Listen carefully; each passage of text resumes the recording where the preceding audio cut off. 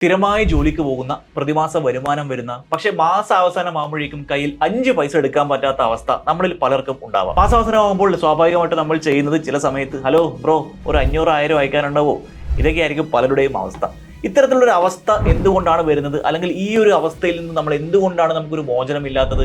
നമുക്ക് സാലറി കൃത്യമായിട്ട് വരുന്നത്, നമ്മൾ ജോലിക്ക് പോകുന്നു, പക്ഷേ നമുക്ക് കിട്ടുന്ന ശമ്പളം എത്ര തന്നെ ആയിക്കോട്ടെ, അത് 10,000 രൂപയാവട്ടെ, 50,000 രൂപയാവട്ടെ, 1,00,000 രൂപയാവട്ടെ, എന്ത് വന്നാലും മാസാവസാനമാകുമ്പോഴേക്കും കയ്യിൽ പണമില്ല, അല്ലെങ്കിൽ എനിക്ക് പണം സേവ് ചെയ്യാൻ പറ്റുന്നില്ല എന്നുള്ള ഒരു അവസ്ഥയിലുള്ള ഒരാളാണ് നിങ്ങളെങ്കിൽ ഈ വീഡിയോ നിങ്ങൾക്കുള്ളതാണ്.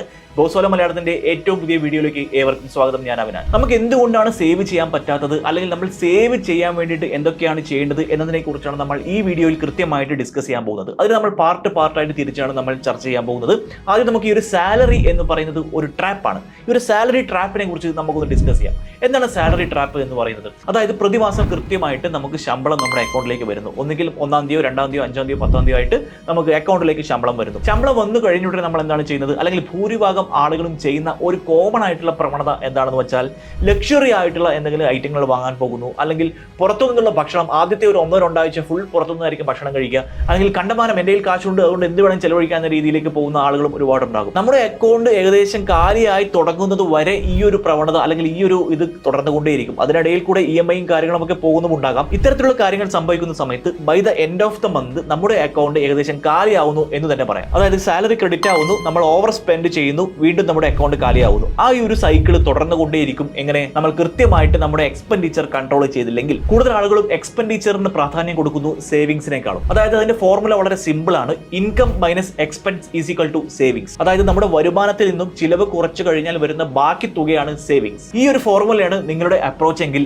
അത് മാറ്റാനുള്ള സമയമായിരിക്കുന്നു എന്നാണ് എനിക്ക് നിങ്ങളോട് പറയാനുള്ളത്. യഥാർത്ഥ ഫോർമുല എന്താവണം എന്ന് വെച്ചാൽ income minus savings is equal to expenses. അതായത് നിങ്ങളുടെ വരുമാനത്തിൽ നിന്നും സേവിങ്സ് കുറച്ചാലുള്ളതാവണം ചെലവുകൾ. ഞാൻ പറഞ്ഞത് നിങ്ങൾക്ക് മനസ്സിലായിട്ടുണ്ടാവും എന്ന് ഞാൻ വിചാരിക്കുന്നു. അതായത് എക്സ്പെൻസസിന് നമ്മൾ പ്രയോറിറ്റി കുറച്ചുകൊണ്ട് സേവിങ്സിന് പ്രയോറിറ്റി കൊടുക്കുക. നമുക്ക് ശമ്പളം വന്നു കഴിഞ്ഞാൽ ആദ്യം നമ്മൾ സേവിങ്സിനായിട്ട് മാറ്റി വെക്കുക, ബാക്കി വരുന്ന തുക നിങ്ങൾ ചിലവഴിക്കാൻ ഉപയോഗിക്കുക. അങ്ങനെയാണെങ്കിൽ ഒരു പരിധി വരെ നിങ്ങൾക്ക് നിങ്ങളുടെ സമ്പാദ്യശീലം മെച്ചപ്പെടുത്താൻ വളരെ വളരെ കൂടുതൽ സഹായിക്കും. ഈ ഒരു സിമ്പിൾ ആയിട്ടുള്ള ഫോർമുല നിങ്ങളുടെ ലൈഫ് സ്റ്റൈലിലേക്ക് നിങ്ങൾ അപ്രോച്ച് ചെയ്യുകയാണെങ്കിൽ, നിങ്ങൾ അപ്ലൈ ചെയ്യുകയാണെങ്കിൽ നിങ്ങൾക്ക് തീർച്ചയായിട്ടും പണം സേവ് ചെയ്യാൻ പറ്റും. അപ്പോൾ ഈ വീഡിയോ കാണുന്ന ആളുകൾക്ക് ചിലപ്പോൾ സംശയമുണ്ടാകും, ഞാൻ കൃത്യമായിട്ട് സേവ് ചെയ്യുന്നുണ്ട്, ഈ ഒരു ഫോർമുല ഉപയോഗിച്ചുകൊണ്ട് തന്നെ സേവ് ചെയ്യുന്ന ആളുകൾ ഉണ്ടാകും. വളരെ വളരെ നല്ല കാര്യം. ഞാൻ ഈ വീഡിയോ ചെയ്യുന്നത് ഇന്ന് പ്രധാനമായിട്ടും മാസാവസാനം പിരിമുറുക്കത്തിലെത്തുന്ന, അല്ലെങ്കിൽ മാസാവസാനം സാമ്പത്തികമായി ബുദ്ധിമുട്ടിലേക്ക് പോകുന്ന സാധാരണക്കാർക്ക് വേണ്ടിയാണ്. തീർച്ചയായും അവർ ഈ ഒരു ഫോർമുല അപ്ലൈ ചെയ്തേ പറ്റൂ. എത്ര ചെറിയ സാലറി ആണെങ്കിൽ പോലും, എത്ര ചെറിയ ഇൻകം ആണെങ്കിൽ പോലും എക്സ്പെൻസസ് കുറച്ചുകൊണ്ട് സേവിങ്സ് കൂട്ടുകയാണെങ്കിൽ അത് ഫ്യൂച്ചറിലേക്ക് ഒരുപാട് കാര്യങ്ങൾക്ക് ഉപകാരപ്പെടും എന്ന കാര്യത്തിൽ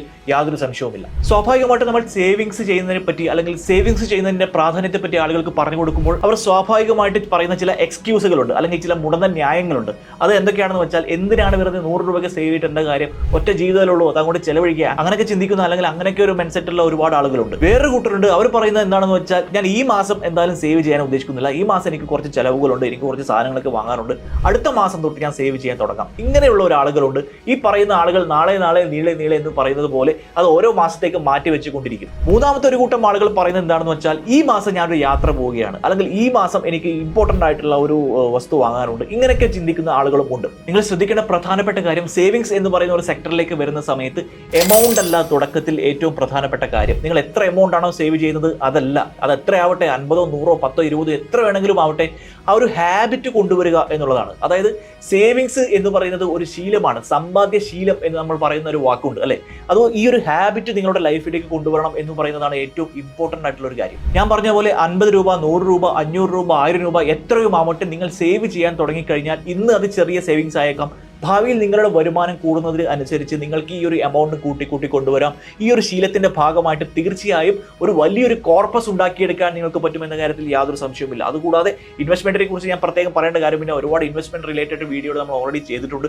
ഒരുപാട് ഇൻവെസ്റ്റ്മെന്റ് ഓപ്ഷൻസ്, അത് ഗവൺമെന്റ് ആവട്ടെ, പ്രൈവറ്റ് ആവട്ടെ, അല്ലെങ്കിൽ റിസ്ക് കൂടിയ ഇൻവെസ്റ്റ്മെന്റ് ഉണ്ട്, റിട്ടേൺ കൂടിയ ഇൻവെസ്റ്റ്മെന്റ് ഉണ്ട്, റിട്ടേൺ കുറച്ച് കുറവാണെങ്കിലും ഫുൾ ഗവൺമെന്റ് ഗ്യാരണ്ടീഡ് ആയിട്ടുള്ള സ്കീംസ് ഉണ്ട്. ഇവയെക്കുറിച്ചുള്ള ഒരുപാട് വീഡിയോസ് ബോസോല മലയാളം ഇതിനു മുമ്പ് ചെയ്തിട്ടുണ്ട്, നിങ്ങൾക്ക് അത് കാണാവുന്നതാണ്. അടുത്ത ഭാഗത്തേക്ക് നമ്മൾ പോകുന്ന സമയത്ത് നമ്മൾ എവിടെയാണ് സേവ് ചെയ്യേണ്ടത്, നമ്മൾ എങ്ങനെയാണ് സേവ് ചെയ്യേണ്ടത്, അതിൻ്റെ ഒരു ടെക്നിക്കൽ മെത്തേഡിനെ കുറിച്ചാണ് ഇനി ഞാൻ നിങ്ങളോട് സംസാരിക്കാൻ പോകുന്നത്. നമ്മൾ കുട്ടികൾക്കൊക്കെ സമ്പാദ്യശീലം വർദ്ധിപ്പിക്കാൻ വാങ്ങിച്ചു കൊടുക്കുന്ന ഒരു ഐറ്റം ഉണ്ട്, എന്താണെന്ന് അറിയോ? Piggy bank. നമ്മളും അത് ഒരുപാട് ഉപയോഗിച്ചിട്ടുണ്ടാവും. ചെറുപ്പത്തിലൊക്കെ നമ്മൾ ഭണ്ഡാരത്തിൽ ഇട്ട് വെക്കുന്നത് പറയും നമ്മുടെ നാട്ടിലൊക്കെ. ഈ ഒരു പിഗ്ഗി ബാങ്കിൽ നിങ്ങളുടെ പണം ഇട്ട് വെച്ചാൽ അതൊരിക്കലും വളരില്ല. അതൊരു ബാലിശമായിട്ടുള്ള ഒരു സേവിങ്സ് രീതിയാണ്. നമ്മൾ മെച്ചൂർഡായിട്ട് ചിന്തിക്കുന്ന സമയത്ത്, നമ്മൾ കുറച്ചുകൂടെ സേവിങ്സിനെ സീരിയസ് ആയിട്ട് അപ്രോച്ച് ചെയ്യുന്ന സമയത്ത് നമ്മൾ പ്രധാനമായിട്ട് ചിന്തിക്കേണ്ട കാര്യങ്ങൾ മ്യൂച്വൽ ഫണ്ട് പോലെയുള്ള സേവിങ്സ് ഓപ്ഷൻസിനെ കുറിച്ചാണ്. ലോങ് ടേം വെൽത്ത് ക്രിയേഷന് ഏറ്റവും ഉചിതമായ ഒരു സേവിങ്സ് ഓപ്ഷനാണ് മ്യൂച്വൽ ഫണ്ട് ആൻഡ് ഇക്വിറ്റീസ്. വെറും 100 രൂപ നിങ്ങൾക്ക് എടുക്കാനുണ്ടെങ്കിൽ നിങ്ങൾക്ക് ഒരു മ്യൂച്വൽ ഫണ്ട് അക്കൗണ്ട് സ്റ്റാർട്ട് ചെയ്യാം. 100 ആവട്ടെ 500 ആവട്ടെ, എത്ര രൂപ വേണമെങ്കിലും നിങ്ങൾക്ക് കയ്യിൽ എത്ര പണമുണ്ടോ അത് എത്രയും നിങ്ങൾക്ക് ഇൻവെസ്റ്റ് ചെയ്യാൻ പറ്റുന്ന ഒരു ഓപ്ഷനാണ് മ്യൂച്വൽ ഫണ്ട്. അത് വെറുതെ ഇരിക്കില്ല. ആ പണം പിഗ്ഗി ബാങ്കിൽ നമ്മൾ നിക്ഷേപിക്കുന്നത് പോലെ മ്യൂച്വൽ ഫണ്ടിൽ നിങ്ങളുടെ പണം വെറുതെ ഇരിക്കില്ല.